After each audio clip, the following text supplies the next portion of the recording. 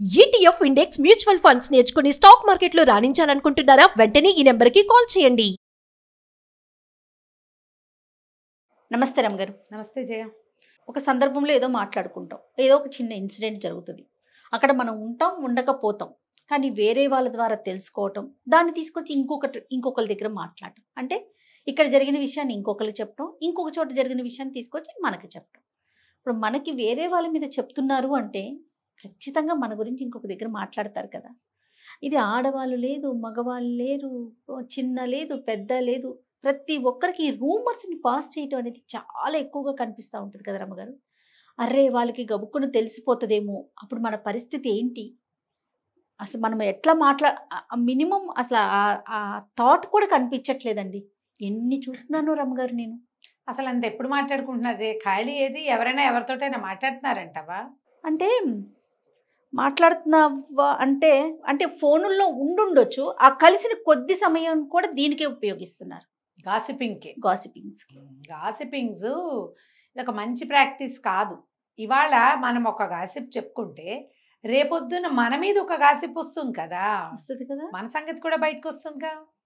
మనం మాత్రం ఎందుకు దీన్ని ఎవరు అతీతులం కాం కదా. అంతేగా. ఇప్పుడు ఒక విషయం మీరు నాకు చెప్తే ఒకటి, నేను మన విక్రమ్కి చెప్తే 2, అక్కడికి వెళ్తే 4, అది అసలు జరిగింది ఒకటే, ఎన్ని రకాలుగా వెళ్ళిపోతుంది. తర్వాత సకపోల కల్పితాలు ఉంటాయి కదా, మన నోట్లో కొన్ని పుడతాయి, మన భావాలు దానికి యాడ్ అవుతాయి, మన అభిప్రాయం దానికి ప్లస్ అవుతుంది, అన్నీ కలిసి విషయం వేరేగా అవుతుంది. సాధారణంగా అలాగే జరుగుతాయి జయ. ఇప్పుడు నేను నీకు ఒక విషయం, నాకు ఒక ఎవరిదో ఒక సీక్రెటో లేదా ఒక ప్రత్యేకమైన సంగతో తెలుసు, మన ఇద్దరం దాని మీద ఏదైనా ఒక ఇలా ఉంది, ఇలా జరుగుతుంది, ఇలా ఉంటుంది అని మన ఇద్దరం డిస్కస్ చేసామనుకో. డిస్కస్ చేయటం అంటే దీని మీద ఇలాంటి పరిస్థితులు వాటి గురించి ఏదో మాట్లాడుకున్నాం, నువ్వు వినేసి ఊరుకుంటే ఒక రకంగా ఉంటుంది, మన ఇద్దరం మాట్లాడుకుంటే ఒక రకంగా ఉంటుంది. ఇలాంటి పరిస్థితులు వస్తున్నాయి, మనము జాగ్రత్తగా ఉండాలి, పిల్లల్ని జాగ్రత్తగా ఉంచాలి, అయిపోయింది. ఇప్పుడు జాగ్రత్తగా ఉండటం అనేది కదా మెయిన్ పాయింట్. అసలు పాయింట్ ఏంటి? జాగ్రత్తగా టు బి అండర్లైన్డ్ పాయింట్ ఏంటి? జాగ్రత్తగా ఉండటం. జనం ఏం చేస్తారంటే జాగ్రత్తగా ఉండేదాన్ని వదిలేస్తారు. మనం చెప్పిన ఫలానా వాళ్ళ ముఖ్యమైన రహస్యం ఉంది కదా, దాన్ని స్ప్రెడ్ చేస్తారు. ఇంకా ఇందులో ఇంకోటి ఉంది, మీదే ఇక్కడ ఏదో జరిగింది, నేను నీకు చెప్పా, నువ్వు రెక్టిఫై చేసుకుంటావో మానుకుంటావో నీ ఇష్టం. నేను నీకు చెప్పేశాక ఇంక అందులో మ్యాటర్ లేదు. నేను ఇదే విషయాన్ని 5-6 చెప్పాను అనుకో, నేను దీన్ని గాసిపింగ్ అంటారు. అంతేగా. కొంతమందికి ఈ ప్రాక్టీస్ ఉంటుంది, ఇక్కడికి ఇది అయిపోయింది అని ఫినిష్ చెయ్యరు. అయిపోయినట్టు కాదు అది, వాళ్ళకి తెలిస్తే తెలిసినట్టే, అది ఎప్పుడు నిత్య నూతనంగానే ఉంటుంది. ఈ నిత్య నూతనాన్ని స్ప్రెడ్ చేస్తారు. ఇది మాట్లాడకూడని విషయం అనే ఇంగితం ఉండదు.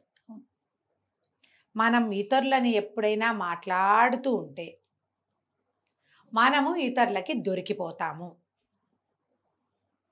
ఏదైనా పర్టికులర్ సందర్భంలో, ఒక ప్రత్యేక సందర్భంలో మనం మాట్లాడాల్సిన మాట అయితే వేరే సంగతి, కానీ ఇలా ఎంతసేపు ఎవరో ఒకళ్ళ విషయాలు ఎవరో ఒకళ్ళ దగ్గర ఎత్తిపోతల పథకంలాగా వాట్సాప్లో ఒక మెసేజ్ రాగానే మనం 5-6 పంపిస్తాం, మనకు ఒక ఇది వచ్చిందంటే మనం 5-6 పంచుతాం. అదే రకంగా ఒకరి రహస్యాలని లేదా ఒకరి పర్సనల్ సొంత సంగతులని, అంత మాట్లాడుకోకూడని విషయాలని మనము ఇంకొకళ్ళకి చెప్పకూడదు.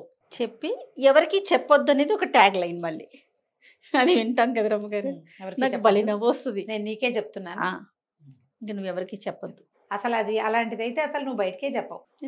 ఈ ఎత్తిపోతల పథకాలు ఉంటాయి, ఇవి ఎట్లా అవుతాయంటే, నువ్వు నాకు జాకెట్ పీస్ పెట్టావనుకో, నేను కీర్తికి పెడతా, కీర్తి ఎవరికో పెడుతుంది, మాధురికి పెడుతుంది, మాధురి మళ్ళీ నాకే పెడుతుంది, తిరిగి మళ్ళీ మీ దగ్గరికి వస్తుంది. జాకెట్ పీసులు లాగాను, తర్వాత మనం షేర్ చేసుకునే వీడియోలు లాగాను, చివరికి ఏమవుతాయి, మన మాటలు మనకే చేరుతాయి. అంతేగా. మన సంగతి మనకే చేరుతుంది. వాళ్ళ సంగతే వాళ్ళకి చెప్పేటప్పుడు కూడా మనం జాగ్రత్తగానే ఉండాలి. మనకమ్మా ఇంకేం పనులు లేవా? అసలు పనులు లేవు. ఎవరి గురించైనా మాట్లాడడం పట్ల మనకి ఎందుకు అంత ఆసక్తి ఉంటుంది? దీనికి బేసిక్ కారణం ఒకటి నేను చెప్పనా జయ? సోషల్ మీడియా నువ్వు తీసావంటే వాళ్ళు ఎవరింట్లో పూజ, వాళ్ళు కొనుక్కున్న సామాన్లు, వాళ్ళు కొనుక్కున్న నగలు, వాళ్ళ ఇల్లు, వాళ్ళ అత్తగారు, వాళ్ళ మామగారు, వాళ్ళ పిల్లాడు, వాళ్ళ ప్రెగ్నెన్సీ, వాళ్ళ పోస్ట్ ప్రెగ్నెన్సీ, వాళ్ళు తీసుకున్న ట్రీట్మెంట్లు, వాళ్ళు చేసుకున్న స్కిన్ ట్రీట్మెంట్లు, వాళ్ళు చేసుకున్నటువంటి డిఐవైలు, వాళ్ళు అనుసరిస్తున్నటువంటి రకరకాల క్రీములో, లోషన్లో, పాడో దిబ్బో తిరుగుండమో అవన్నీ ఎవరివైనానే చూస్తున్నాం మనం ఎంతసేపు. దానివల్ల మనం ఎవరి సంగతులైనానే మాట్లాడుకుంటాం. మనకు వాటి మీద ఆసక్తి వచ్చేసింది ఇప్పుడు బాగా. అది కాస్త పర్సనల్ కూడా వెళ్ళిపోతుందమ్మా. ఇప్పుడు ఎవరింటికైనా వెళ్ళాము జయ, మనము కాదు ఓ పెళ్ళికి వెళ్ళాం. పెళ్లిలో జనరల్గా నువ్వేం చూస్తావు జయ? ఇది అందరికీ ప్రశ్నమా. మొత్తం ఈ వీడియో చూస్తున్న అక్కయ్యలకి, చెల్లెళ్ళకి అందరికీ బేసిక్ క్వశ్చన్. ఒక పెళ్ళికి వెళ్ళావు, నువ్వేం చూస్తావు? నువ్వు జెన్యున్గా చెప్పాలి.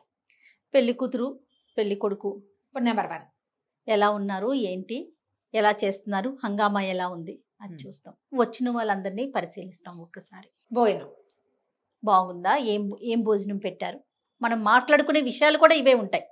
ఇంటికి వచ్చేసిన తర్వాత కూడా పలానా ఫంక్షన్కి వెళ్ళాం, అక్కడ ఇట్లా ఉంది, పెళ్లి కూతురు కట్టుకున్న చీర అసలు అద్భుతం, వాళ్ళ అక్కయ్య కట్టుకున్న చీర మరీ అద్భుతం, లేదా అసలు బాగోలా, నగలు అసలు ఇంకా చెప్పక్కర్లేదు.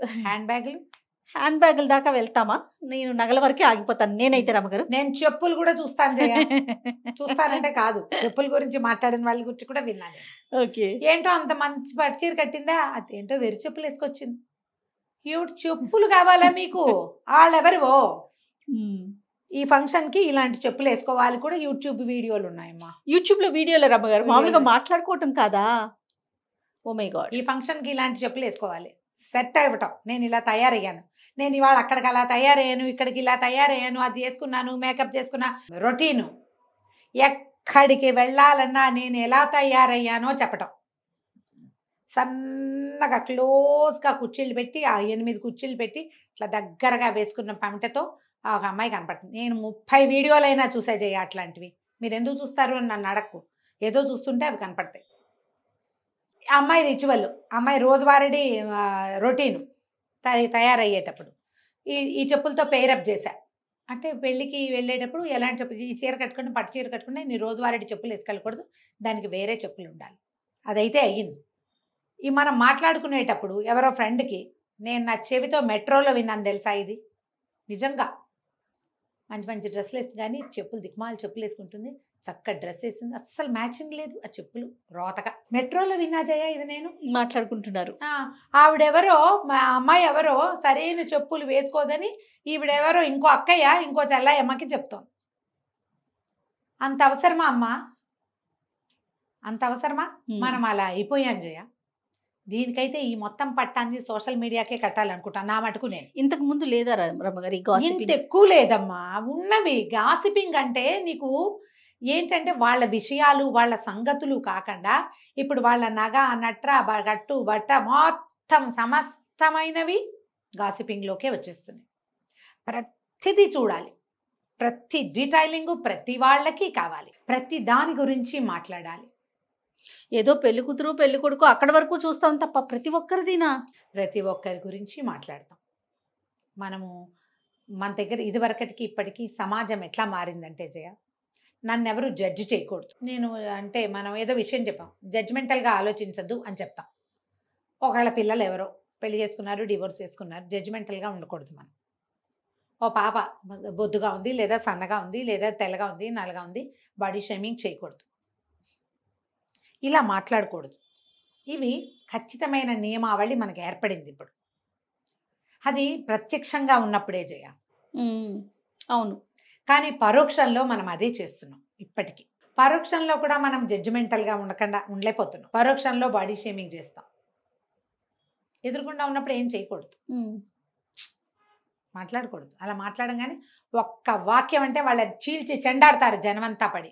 అవును, కానీ ప్రతి వాళ్ళు ఈ చీల్చి చెండాడిన వాళ్ళందరూ పరోక్షంలో అలాగే మాట్లాడతారు. కరెక్ట్. ఈ ప్రత్యక్ష పరోక్షాలకి తేడాని జాగ్రత్త పడండి అక్కడ. మనం అది జాగ్రత్త పడకపోతే మనం కూడా అలాగే దొరుకుతాం, అంతే కదా. మన తర్వాత ఉండే పిల్లలు కూడా అవే నేర్చుకుంటారు. అప్పుడప్పుడు ఒక్కొక్కసారి మనం వేసినటువంటి ఒక గాసిప్ సెంటెన్స్ 100 సెంటెన్సులకు తోడే భూతంలాగా మనం వెంట పడచ్చు. మనం ఆన్సరబుల్ కండిషన్లో నుంచోవచ్చు. సమాధానం చెప్పవలసిన దుస్థితిలోకి మనని నెట్టేస్తుంది. అది అది ఎక్కడ ఏది మంది నెట్టేసింది?